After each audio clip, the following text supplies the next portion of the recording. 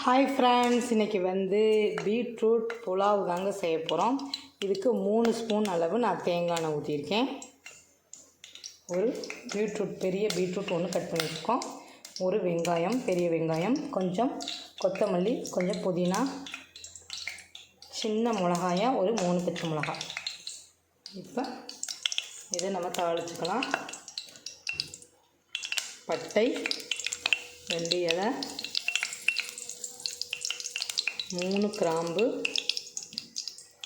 ஒரு ஏலக்காய். இது பொரிஞ்சதுக்கப்புறம் வெங்காயம் சேர்த்துக்கலாம். வெங்காயத்தை நல்லா வதக்கிக்கலாங்க. நல்லா ஒரு 5 நிமிஷம் நல்லா வெங்காயத்தை வதக்கிக்கலாம். வெங்காயம் வதங்கினதுக்கப்புறம் 2 ஸ்பூன் அளவு இஞ்சி பூண்டு பேஸ்ட்டு சேர்த்துக்கலாங்க.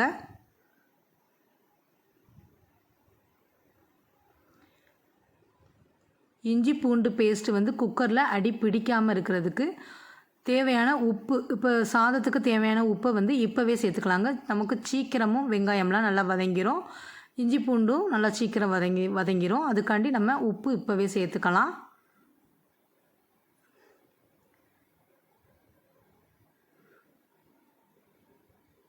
இந்த பீட்ரூட் புலாவ் நம்ம ஸ்கூலில் பசங்களுக்கு டிஃபன் பாக்ஸுக்கு கொடுத்து விட்டால் ரொம்ப விரும்பி சாப்பிடுவாங்க. நல்லா கலர்ஃபுல்லாக இருக்கும். சாதம் சாப்பிட்றதுக்கும் டேஸ்ட்டாக இருக்கும். நம்ம இதில் தேங்காய் பால்லாம் சேர்க்குறனால ரொம்ப டேஸ்ட்டாக இருக்கும். பிரியாணி மாதிரியே தாங்க இருக்கும். பக்கத்தில் இருக்க பசங்களும் என்னடா ரெட் கலராக சூப்பராக இருக்கே அப்படின்னு சொல்லி வாங்கி சாப்பிடுவாங்க. அவ்வளோவுக்கு விருப்பப்பட்டு சாப்பிடுவாங்க இந்த பீட்ரூட் புலாவ்.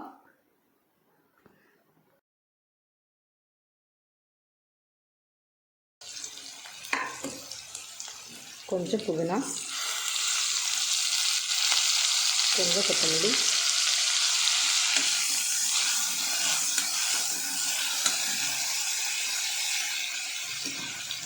பீட்ரூட் சேர்த்துக்கலாம்.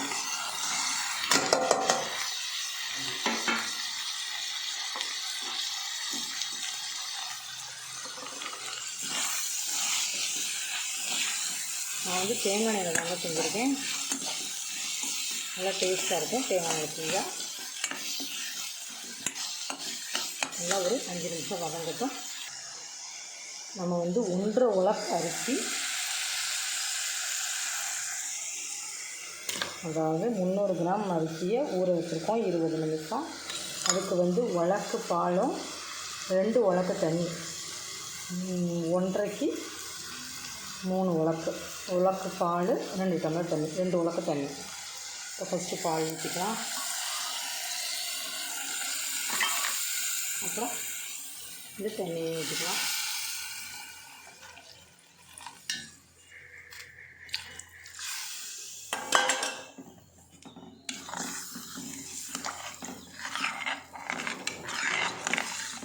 லைட்டாக முறை கூட்டினதுக்கப்புறம் நம்ம அரிசியை போட்டுக்கலாம். இப்போ பீட்ரூட் சாதத்துக்கு காரம், ஏன்னா பீட்ரூட்டும் நமக்கு இனிப்பாக இருக்கும். அதனால் 1 ஸ்பூன் அளவு, சின்ன ஸ்பூனில் 1 ஸ்பூன் அளவு மிளகாத்தூள் சேர்த்துக்கலாம்.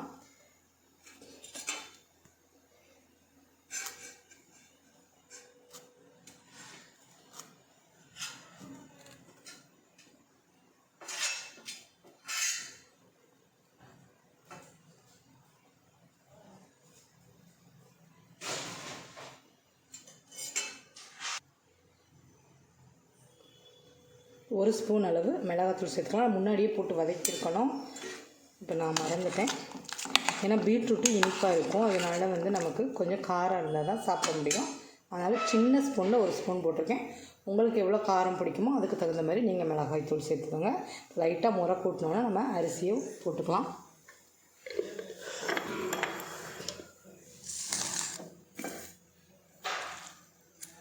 இது பாஸ்மதி அரிசி தாங்க.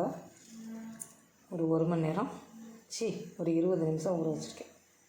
இப்போ முறை கூட்டுறதுக்குள்ளேயே நம்ம போட்டுடலாம், இல்லைன்னா பால் திரண்டுக்கும்.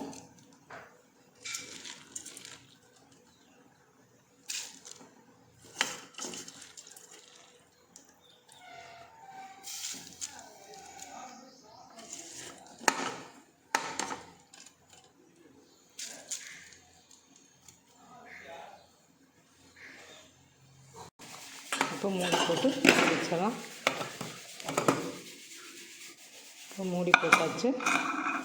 ஒரு 10 நிமிஷம் சிம்மில் வச்சு 10 நிமிஷம் சிம்மில் இருக்குது. சூப்பராக. இப்போ 10 நிமிஷம் ஆயிடுச்சுங்க. தம்மெல்லாம் போயிடுச்சு. இப்போ குக்கரை ஓப்பன் பண்ணி பார்க்கலாம். வாவ், சூப்பரான பீட்ரூட் புலாவ் ரெடி ஆகிடுச்சுங்க, கலர்ஃபுல்லாக. இப்போ லாஸ்ட்டாக கொஞ்சமாக கொத்தமல்லி தூவிக்கலாம். சுட சுட பீட்ரூட் புலாவ் பரிமாற வேண்டியதாங்க.